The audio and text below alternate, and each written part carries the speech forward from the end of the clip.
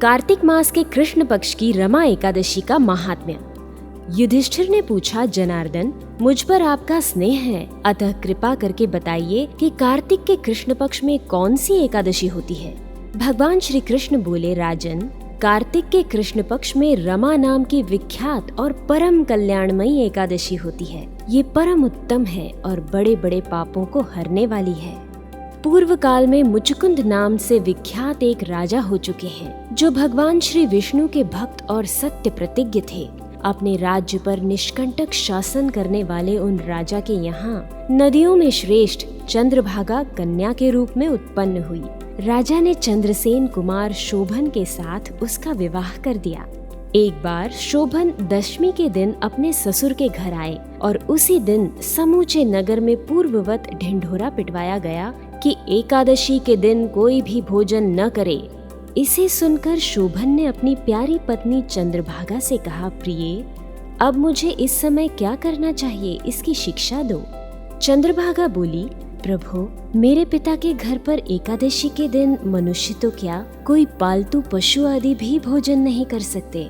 प्राणनाथ, यदि आप भोजन करेंगे तो आपकी बड़ी निंदा होगी।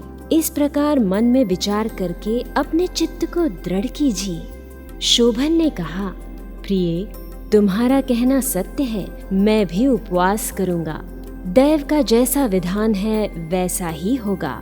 भगवान श्री कृष्ण कहते हैं, इस प्रकार दृढ़ निश्चय करके शोभन ने व्रत के नियम का पालन किया, किंतु सूर्योदय होते होते उनका प्राणांत हो गया। राजा मुचुकुंद ने शोभन का राजोचित दाह संस्कार कराया। चंद्रभागा भी पति का पारलौकिक कर्म करके पिता के ही घर पर रहने लगी। नृपश्रेष्ठ, उधर शोभन इस व्रत के प्रभाव से मंदराचल के शिखर पर बसे हुए परम रमणीय देवपुर को प्राप्त हुए। वहाँ शोभन द्वितीय कुबेर की भांति शोभा पाने लगी। एक बार राजा मुचुकुंद के नगरवासी विख्यात ब्राह्मण सोम शर्मा तीर्थ यात्रा के प्रसंग से घूमते हुए मंदराचल पर्वत पर गए, जहाँ उन्हें शोभन दिखाई दिए। राजा के दामाद को पहचानकर वे उनके समीप गए।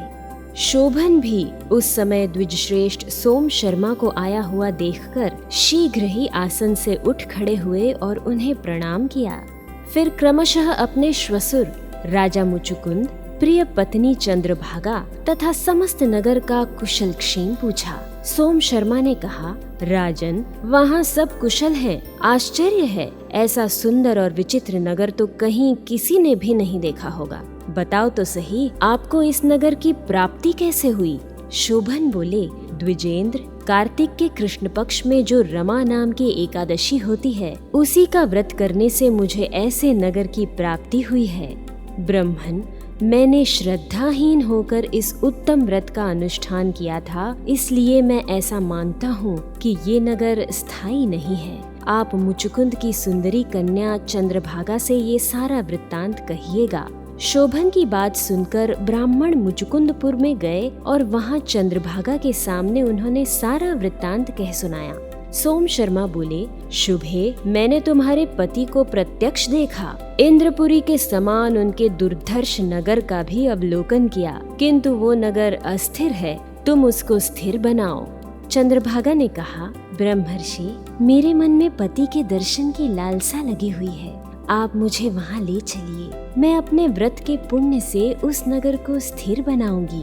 भगवान श्री कृष्ण कहते हैं, राजन, चंद्रभागा की बात सुनकर सोम शर्मा उसे साथ ले मंदराचल पर्वत के निकट वामदेव मुनि के आश्रम पर गए। वहाँ ऋषि के मंत्र की शक्ति तथा एकादशी सेवन के प्रभाव से चंद्रभागा का शरीर दिव्य हो गया तथा उसने दिव्य गति प्राप्त कर ली। इसके बाद वो पति के समीप गई। अपनी प्रिय पत्नी को आया हुआ देखकर शोभन को बड़ी प्रसन्नता हुई। उन्होंने उसे बुलाकर अपने वाम भाग में सिंहासन पर बिठाया।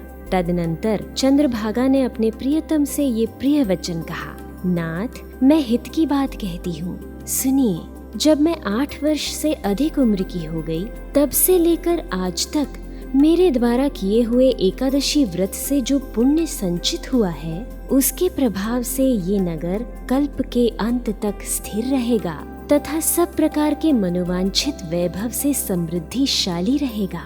नृपश्रेष्ठ, इस प्रकार रमा व्रत के प्रभाव से चंद्रभागा दिव्य भोग, दिव्य रूप और दिव्य आभरणों से विभूषित हो अपने पति के साथ मंदराचल के शिखर पर विहार करती है। राजन, मैंने तुम्हारे समक्ष रमा नामक एकादशी का वर्णन किया है। ये चिंतामणि तथा कामधेनु के समान सब मनोरथों को पूर्ण करने वाली है।